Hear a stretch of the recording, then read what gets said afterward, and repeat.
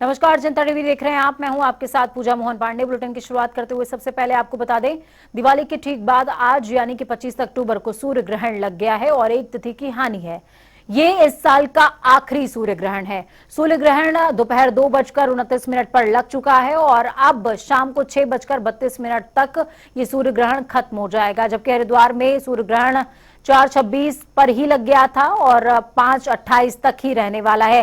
सूर्य ग्रहण के चलते चारों धाम समेत कई मंदिरों के कपाट बंद कर दिए गए हैं। सुबह 4:26 पर ही सूतक काल भी शुरू हो गया था। इस बार सूतक 12 घंटे पहले से शुरू हो चुका था। बद्रीनाथ, केदारनाथ, गंगोत्री, यमुनोत्री समेत अन्य मंदिरों में श्रद्धालु दर्शन नहीं कर पा रहे हैं। तस्वीरें आपको आज दिखा रहे हैं। तासीर दोनों सूबों की समझिए। केदारनाथ, हरिद्वार, अयोध्या, वाराणसी, बरेली, मथुरा, लखनऊ और कानपुर में सूर्य ग्रहण के दौरान श्रद्धालुओं का जमावड़ा देखने को तो मिला, लेकिन वो आराधना करते नजर आ रहे हैं, क्योंकि कहते हैं कि सूर्य ग्रहण के दौरान सूर्य को पीड़ा होती है और उस पीड़ा से निजात पाने के लिए तमाम जो लोग हैं वो पूजा अर्चना करते हैं और इस दौरान जो पूजा अर्चना की जाती है वो भगवान सूर्य को समर्पित होती है।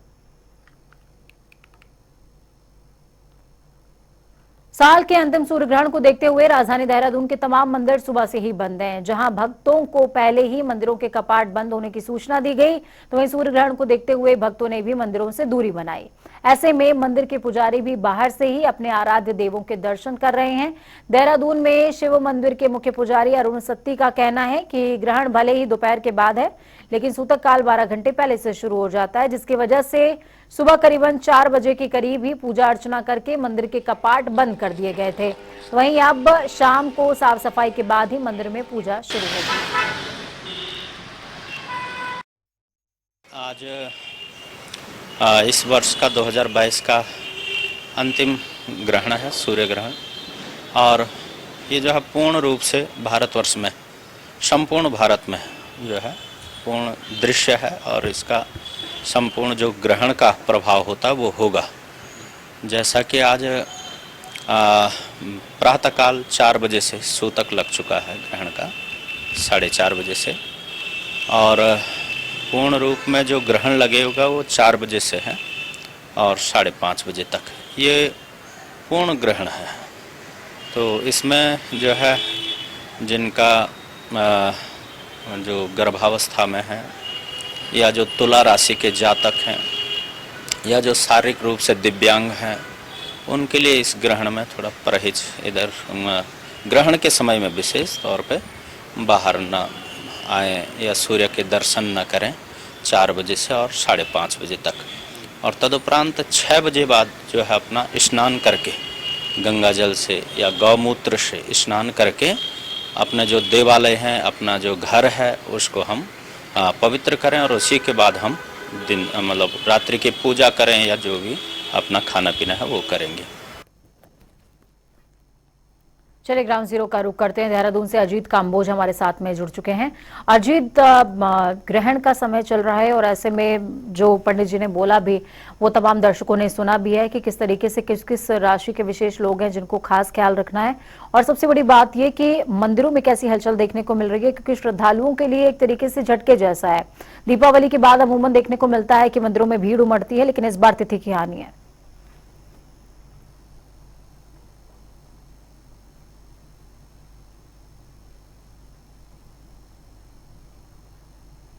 अजीत, आप तक अगर मेरी आवाज पहुंच पा रही है तो आप बताएं कि किस तरीके से श्रद्धालुओं में उत्साह देखने को मिल रहा है, क्योंकि अमूमन दीपावली के बाद श्रद्धालुओं की भीड़ मंदिरों में उमड़ती है, लेकिन आज तिथि की हानि होने के चलते वो दर्शन नहीं कर पा रहे हैं।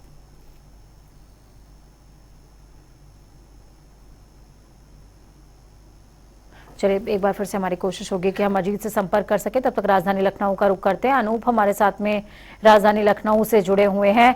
अनूप, ग्राउंड जीरो पर कैसी हलचल है, क्योंकि मंदिरों में दर्शन आज लोग कर नहीं पा रहे हैं और श्रद्धालुओं में हालांकि दिवाली के अगले दिन उत्साह देखने को मिलता है, वो दर्शन पूजन करना चाहते हैं, पर आज चूंकि सूतक और ग्रहण दोनों ही एक साथ है तो मंदिरों के कपाट बंद हैं।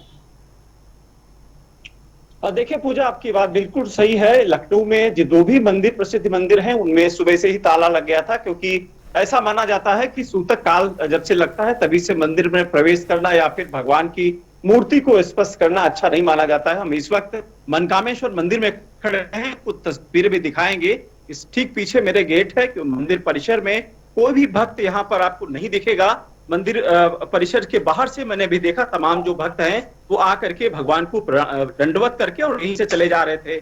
तमाम जो भक्त हैं उसके साथ साथ जो मंदिर परिसर के अंदर की बात करें या फिर मंदिर परिसर की बाहर की बात करें, ऐसे जो पोस्टर लगा दिए गए थे कि शास्त्रों पुराणों के अनुसार सूर्य ग्रहण या चंद्र ग्रहण के पूर्व सूतक काल में भगवान की मूर्ति को स्पर्श नहीं किया जाता है। इस वजह से मंदिर के कपाट जो हैं बंद रहेंगे। सूर्य ग्रहण से 12 घंटे पहले सूतक काल चूंकि शुरू हो गया था, इसी वजह से 12 घंटे मतलब यानी सुबह 4 बजे से मंदिर के कपाट बंद हो गए थे। तभी से भक्तों का आना, अंदर प्रवेश मना है, भक्त अंदर नहीं आ पा रहे हैं। लेकिन जिस तरीके से लगातार ऐसे समय में तमाम जो लोग हैं मंदिर परिसर के, मैं बाहर देख रहा था, वहां पर जो भक्त लोग खड़े हैं वो राम राम का जप कर रहे थे इस ऐसे समय में, विषम परिस्थिति में। और जैसी बात है, कभी कभी विषम परिस्थिति जब भी आती तो भगवान पे छोड़ दिया जाता है ऐसे काल को समय करने के लिए। चूंकि 4:29 पर सूर्य ग्रहण की शुरुआत हुई थी और 5:42 तक ये जारी रहेगा, ऐसा विद्वानों का मानना है। ऐसे समय में बहुत सारी चीजें हैं विद्वानों ने जो पहले से आगाह कर रखा है, जैसे जो महिलाएं हैं, जो गर्भवती महिलाएं हैं, वो घर के बाहर प्रवेश ना करें, सूर्य की रोशनी उन पर ना पड़े। तमाम जाति के जो मेष राशि या फिर तमाम ऐसे राशि के लोग हैं जिनके लिए हानिकारक हो सकता है ऐसा समय, तो तमाम जो ब्राह्मण हैं, ये विद्वान हैं, उन्होंने पहले से हालांकि इसके बारे में सचेत कर रखा है। और फिलहाल इस समय जो सूर्य ग्रहण जो पड़ रहा है, भारत के कई अलग अलग हिस्सों में देखा भी जा सकता है ये सूर्य ग्रहण। इस साल की बात करें पूजा, तो ये इस साल में दूसरी बार ये सूर्य ग्रहण पड़ रहा है। लेकिन फिर वही सवाल उठता है कि आखिर दीपावली के बाद जिस तरीके से मंदिरों में रौनक रहती है, भक्तों का एक तांता लगता है कि भगवान के पास उनके जाकर के दर्शन पूजन करें, और दीपावली का जो भक्ति में माहौल होता है भगवान के पास जाने का, किस तरीके से पूजा अर्चना करें, किस तरीके से माँ लक्ष्मी को प्रसन्न करें, किस तरीके से मंदिरों में भगवान में पूजा की जाए। लेकिन आज सुबह 4 बजे के बाद लखनऊ में मुझे देखने को मिला जो मंदिर हैं उनके कपाट बंद हो गए थे। जो मंदिर के महंत हैं, सूर्य ग्रहण को लेकर के क्या कुछ कह रहे हैं या क्या कुछ कर रहे हैं? सूर्य ग्रहण देखते नजर आ रहे हैं योगी आदित्यनाथ, की तस्वीरें हम दिखा रहे हैं तमाम दर्शकों को। देखिए, योगी आदित्यनाथ टेलीस्कोप के जरिए सूर्य ग्रहण देख रहे हैं। हालांकि कई राशि के लोगों के लिए सूर्य ग्रहण को देखना शुभ बताया जाता है, कई लोगों के लिए हानिकारक भी बताया जाता है। ज्यादातर लोगों को ये कहा जाता है कि हो सके तो सूर्य ग्रहण ना ही देखें तो बेहतर है। लेकिन अपने आप में एक ऐतिहासिक खगोलीय घटना होती है जिसका हर कोई साक्षी बनना चाहता है, और मुख्यमंत्री भी इस खगोलीय घटना के साक्षी बनने के लिए यहाँ पर मौजूद हैं और टेलीस्कोप के जरिए सूर्य ग्रहण देखने की तैयारी हो रही है यहाँ पर, क्योंकि ये कहा जा रहा है कि साल का आखिरी सूर्य ग्रहण है ये।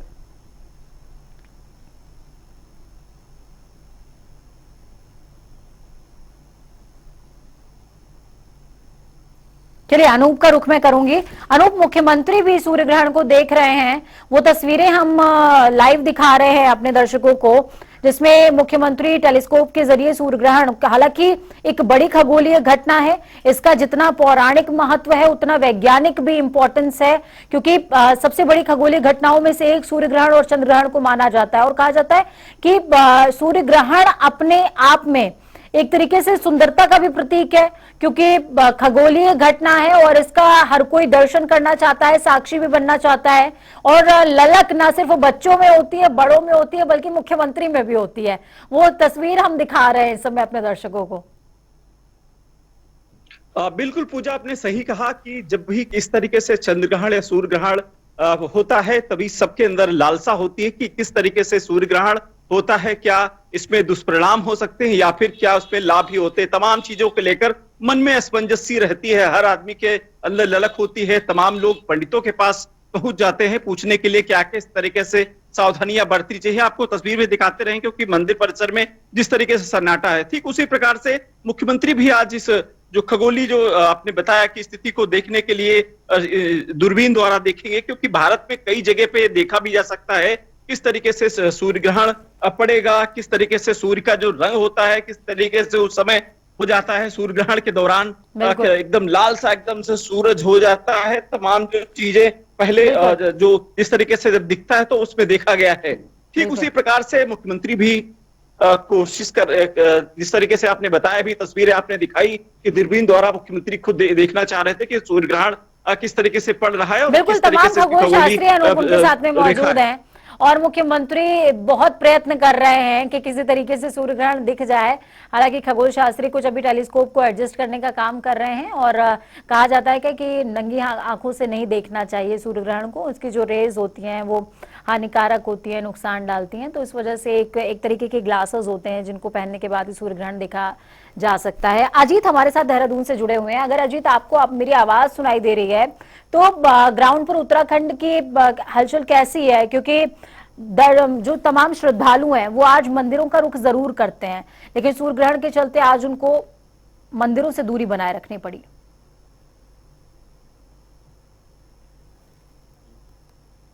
अजीत, आप तक मेरी आवाज पहुंच पा रही है? चलिए, बहुत शुक्रिया अनूप हमारे साथ जुड़ने के लिए, अहम जानकारी ग्राउंड जीरो से साझा करने के लिए। मुख्यमंत्री की तस्वीरें एक बार फिर से तमाम दर्शकों को दिखाएंगे कि किस तरीके से मुख्यमंत्री तमाम प्रयत्न कर रहे हैं कि टेलीस्कोप के जरिए ये खगोलीय घटना जिसका साक्षी आज भारतवर्ष या यूं कहें कि संपूर्ण विश्व बन रहा है, वो भी इस घटना के साक्षी बन सकें और सूर्य ग्रहण को देख सकें। और जो तमाम खगोल शास्त्री हैं वो मुख्यमंत्री को वलयों के बारे में बता रहे हैं कि किस तरीके से सूर्य ग्रहण पड़ता है और ये घटना कैसी है और इसके क्या वैज्ञानिक महत्व और कारण है।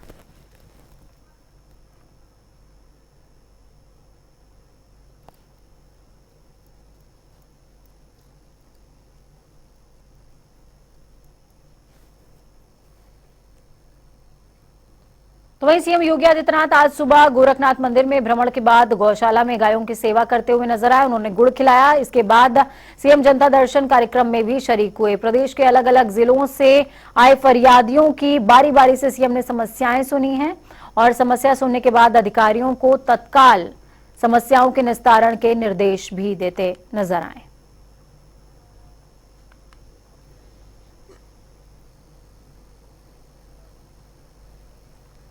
दीपावली के बाद जिस तरह की तस्वीरें देखने को मिलती हैं वो सबसे ज्यादा तस्वीरें आग की होती हैं और इसी क्रम में बरेली में शोरूम और बैंक्वेट हॉल में भीषण आग लग गई। सूचना मिलने पर दमकल विभाग की गाड़ी मौके पर पहुंची, जहां पर फायर ब्रिगेड ने आग पर कड़ी मशक्कत के बाद काबू पाया है। जो जानकारी मिल रही है उस हिसाब से आतिशबाजी की चिंगारी से फर्नीचर के शोरूम में आग लगी थी। वहीं पीलीभीत की अगर बात करेंगे तो रंगीलाल चौराहे पर फूल की दुकान में भीषण आग लगी। तकरीबन आधे घंटे की कड़ी मशक्कत के बाद फायर ब्रिगेड ने आग पर काबू पाया। दुकान में रखा लाखों का सामान जलकर स्वाहा हो गया। ललितपुर की अगर बात करें तो 2 एम्बुलेंस में भीषण आग लगने से यह एम्बुलेंस जलकर खाक हो गई। देखते देखते एम्बुलेंस आग के गोले में तब्दील हो गई। आसपास के लोगों में हड़कंप भी था और कोशिश भी कि किसी तरीके से इस आग को बुझाया जाए। तस्वीरें आपको दिखा रही है, तस्वीरें सुखद तो नहीं है, दुखद हैं, लेकिन हाँ ये तस्वीरें इस बात का संदेश भी जरूर देती हैं कि आपकी जो खुशी है वो कहीं दूसरों की परेशानी और दूसरों के लिए जिंदगी भर का दर्द ना बन जाए, इस बात का खास ख्याल रखना चाहिए। ये आग की लपटें आपको आनंद भी दे सकती हैं लेकिन किसी के लिए परेशानी का सबब बन जाती हैं और इस तरीके से कि उसकी पूरी जिंदगी भर की पूंजी स्वाहा हो रही है। इन तस्वीरों से सीख भी लीजिए कि जब भी आप पटाखे जलाएं तो एहतियात के साथ जलाएं और अपना भी ध्यान रखें और अपनों का भी विशेष ध्यान रखें।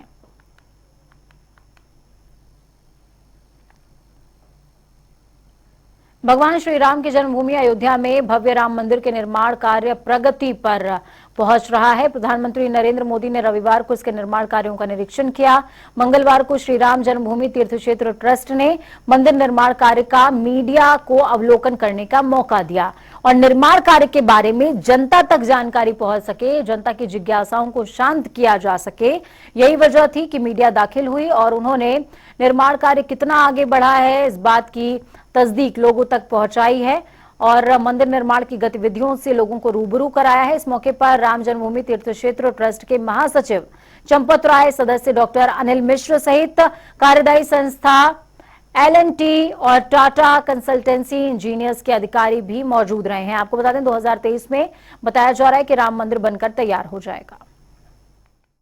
ये गर्भगृह है, पहली बार एक्सक्लूसिव तस्वीर जनता टीवी पर दिखा रहे। ये वही गर्भगृह, ये वही पताका है जो भगवान राम का गर्भगृह होगा। भगवान राम यहीं विराजमान होंगे, राम लक्ष्मण के यहीं विराजमान होंगे और ये वही जगह है जहां देश के प्रधानमंत्री, ये एक्सक्लूसिव तस्वीर है, पहली बार जनता टीवी आपको दिखा रहा है। ये एक्सक्लूसिव तस्वीर है, ये एक्सक्लूसिव ये दिए हैं जो देश के प्रधानमंत्री यहीं से जला करके गए हैं। और यहाँ का जो नज़ारा है, यहाँ का जो अद्भुत, ये त्रेता युग की तरह ये जो नज़ारा है वो अपने आप में बहुत ही है। भगवान राम का ये जो मंदिर बन रहा है, आप अपने कैमरे से दिखाऊंगा, ये जो लाल रंग का पत्थर है, ये जो लाल रंग का पत्थर है जो हमारे दर्शक देख रहे हैं पहली बार जनता टीवी पर, ये भगवान राम के जो मंदिर का पत्थर है, ये जो निर्माण है, उनकी जो पहली जो नींव है, जो पहली पिलर है, जो पहली मंजिल की वो है, वो एकदम तैयार हो गई। ये मरवाने का पत्थर है, इसको रमजान नाम के कारीगर हैं, ये रमजान नाम के जो कारीगर हैं इसको तराश रहे हैं। जो मार्बल है वो अपने आप में देखिए लाल पत्थर, ये राजस्थान से आया है और भारतपुर से तमाम अन्य राज्यों से जो पत्थर आए हैं वो बढ़िया से भव्य तरीके से, और मैं दिखाऊंगा आपको यहाँ का जो वो है, जो भगवान राम विराजमान होंगे वो अपने भव्य तरीके से जो वो दिखाया गया है।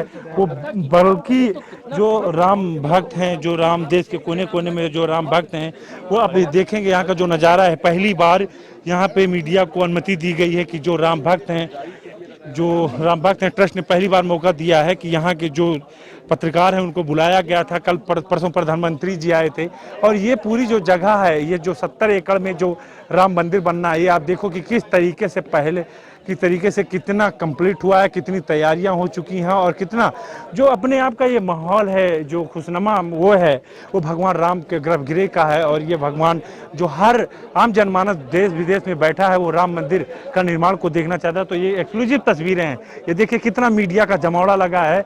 और परसों देश के प्रधानमंत्री विदेश के राजदूतों के साथ तमाम देश के राजदूत जो आए थे, ये वही मंदिर पे यही दीपक जलाए थे। अपने आप में एक अलौकिक दृश्य है।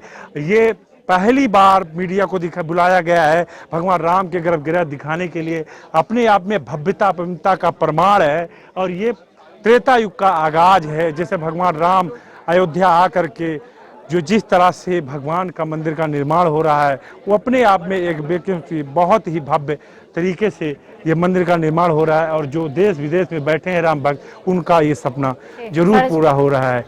वीडियो पर्सन कृष्णा पांडे के साथ PS लाठी, जनता टीवी, अयोध्या। तो वहीं लखनऊ में धूमधाम से दिवाली का पर्व मनाया गया। तो इस मौके पर SP सूर्यपाल गंगवार अपने बेटे के साथ हीरालाल नगर के वृद्धाश्रम पहुंचे, जहां पर उन्होंने वृद्धजनों के साथ दिवाली मनाई। इस दौरान SP को अपने साथ देखकर वृद्धजन भावुक हो गए। इस दौरान जिलाधिकारी ने वृद्धजनों से संवाद करते हुए उनका हालचाल जाना और बेटे के साथ वृद्धजनों को मिठाई भी भेंट करी और दिवाली की शुभकामनाएं दी। बुजुर्गों ने भी जिलाधिकारी और उनके बेटे को खूब सारा आशीर्वाद दिया।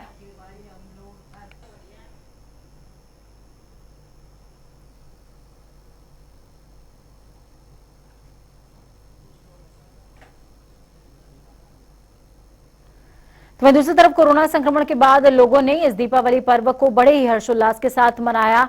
सुप्रीम कोर्ट की तमाम गाइडलाइंस के बावजूद भी लोगों ने जमकर आतिशबाजी करी, जिसका असर एयर क्वालिटी इंडेक्स पर भी नजर आया। परिणाम ये रहा कि मंगलवार की सुबह वायु प्रदूषण काफी हद तक बढ़ गया था। जिला अस्पताल के CMS डॉक्टर अशोक अग्रवाल का साफ तौर पर कहना कि बढ़ता वायु प्रदूषण सांस के मरीजों के लिए समस्या है। इससे अस्थमा के मरीजों की सांस उखड़ने लगती है। हर दिवाली की तरह इस बार भी ताज नगरी आगरा में लोगों ने जमकर पटाखे फोड़े, आतिशबाजी की और उस आतिशबाजी के बाद इस बार AQI 330 के आसपास पहुंच गया, जिससे लोगों को सांस लेने में, खांसी में और तमाम समस्याओं का सामना करना। और लोग यहाँ पर मैं इसमें जिला अस्पताल में हूँ, जिला अस्पताल में ऐसे तमाम लोग आए जिनको ये तकलीफ थी और सीएमएस अशोक अग्रवाल का कहना था कि उनके जो डॉक्टर्स हैं उनको भी यह समस्या देखने को मिली। तो कह सकते हैं कि जो प्रदूषण था वो हाई लेवल पर था और आगरा का जो संजय पुलिस है उसने 330 तक आंकड़ा पार कर दिया, जिसके बाद आगरा के लोगों को तमाम परेशानियों से जूझना पड़ा। और सुप्रीम कोर्ट की तमाम गाइडलाइंस हैं और आगरा में ताजमहल को लेकर इसको सेंसिटिव जोन कहा जाता है, उसके बावजूद भी प्रदूषण थमने का नाम नहीं ले रहा। सुप्रीम कोर्ट की तमाम बंदिशों के बावजूद भी आतिशबाजी दबाकर हुई। अब देखें, पिछली बार की अगर तुलना करें तो पिछली बार 500-600 के आसपास AQ था, लेकिन इस बार 330 तक रहा। कहा जा सकता है कि पिछली बार की अपेक्षा प्रदूषण कम रहा। प्रदीप रावत, जनता टीवी, आगरा। तो चलिए खबरों में आगे बढ़ेंगे, बात उत्तराखंड की करेंगे। बड़ी खबर, अहम जानकारी आपको दे रहे हैं। लोक पर्व इगास से जुड़ी हुई बड़ी खबर है। सीएम धामी ने बड़ा ऐलान किया है। इगास लोक पर्व पर छुट्टी का ऐलान है। सीएम धामी ने ट्वीट करते हुए इस बात की जानकारी दी। उन्होंने कहा कि इस बार इगास लोक पर्व को लेकर के छुट्टी रहेगी पूरे प्रदेश में। तो बड़ी खबर, अहम जानकारी आपको दे रहे हैं। लोक पर्व इगास से जुड़ी हुई सीएम धामी ने ट्वीट करते हुए कहा है कि इगास पर्व पर छुट्टी। तो वहीं उत्तराखंड के पूर्व डीजीपी BS सिद्धू की मुश्किलें कम होने का नाम नहीं ले रही हैं। इस मामले पर बोलते हुए मुख्यमंत्री पुष्कर सिंह धामी ने कहा कि प्रदेश में इस तरह के जब मामले आते हैं तब हम विधिक राय लेते हैं और विधिक पूर्वक कार्रवाई भी करते हैं। आगे सीएम ने साफ तौर पर कहा है कि इस मामले में भी सरकार पूरी तरीके से कार्रवाई करेगी और अगर कोई भी दोषी पाया जाता है तो उस पर हम निष्पक्ष कार्रवाई अमल में लाएंगे, उसे छोड़ेंगे नहीं। देखिए, उस पर हमारा स्पष्ट मत है कि किसी भी मामले में कहीं भी अगर कोई इस प्रकार की शिकायत आती है तो उस पर जांच होगी और जांच के बाद कानून अपना काम करेगा। उसमें जो वैधानिक प्रक्रिया होगी, वैधानिक प्रक्रिया पूरी तरह से की जाएगी। उत्तराखंड के प्रसिद्ध चारधाम बद्रीनाथ, केदारनाथ, गंगोत्री, यमुनोत्री समेत अन्य मंदिरों में आज श्रद्धालु दर्शन नहीं कर सके क्योंकि सूर्य ग्रहण के कारण कपाट बंद थे। सुबह करीबन 4:26 से कपाटों को बंद कर दिया गया था और शाम को 5:30 बजे तक की जानकारी तमाम श्रद्धालुओं को दी है। उन्होंने कहा 25 अक्टूबर को 12 घंटे पहले सूतक प्रारंभ हो जाएगा और इसके चलते बद्रीनाथ, केदारनाथ, गंगोत्री, यमुनोत्री के कपाट बंद रहेंगे और शाम को 5:32 तक ग्रहण काल रहेगा। उसके बाद मंदिर के कपाट खुलेंगे और साफ सफाई की जाएगी। साफ सफाई के बाद ही श्रद्धालु दर्शन कर सकते हैं। और आपको ये भी बता दें कि 19 नवंबर को बद्रीनाथ, 27 अक्टूबर को केदारनाथ और यमुनोत्री के कपाट बंद कर दिए जाएंगे। सूर्य ग्रहण पर 25 अक्टूबर 2022 को 12 घंटे पहले सूतक प्रारंभ हो जाएगा। इसलिए प्रातः 4:26 पर ग्रहण से ठीक पहले चार धाम, यमुनोत्री, गंगोत्री, केदारनाथ, बद्रीनाथ मंदिरों सहित सभी छोटे बड़े मंदिर बंद रहेंगे। 25 अक्टूबर शाम 5:32 तक ग्रहण काल रहेगा। इसलिए ग्रहण काल समाप्ति के पश्चात मंदिरों में साफ सफाई कार्य, सायंकालीन अभिषेक, शयन पूजा और आरती संपन्न होगी। इस दौरान श्रद्धालुओं को दर्शनों की इजाजत नहीं होगी। आप अगले दिन दर्शन कर सकते हैं। जय भारत, जय उत्तराखंड। पुष्कर सिंह धामी ने उत्तराखंड की क्षेत्रीय भाषा में ट्वीट किया। इसमें उन्होंने लोक पर्व इगास के शुभ मौके पर प्रदेशवासियों को प्रदेश में आमंत्रित किया है। उन्होंने लिखा कि संस्कृति का प्रतीक इगास के पर्व को मनाने के लिए सभी लोग अपने घर आएं। नई पीढ़ी को अपने पारंपरिक त्योहार से जोड़ना हमारा उद्देश्य है। वक्त यहाँ पर छोटे से ब्रेक का है। ब्रेक के उस पार खबरों का सफर लगातार जारी रहेगा। बने रहिए जनता टीवी के साथ, क्योंकि हमें आपकी ताकत। अपना और अपनों का बहुत ज्यादा ख्याल रखिए। नमस्कार।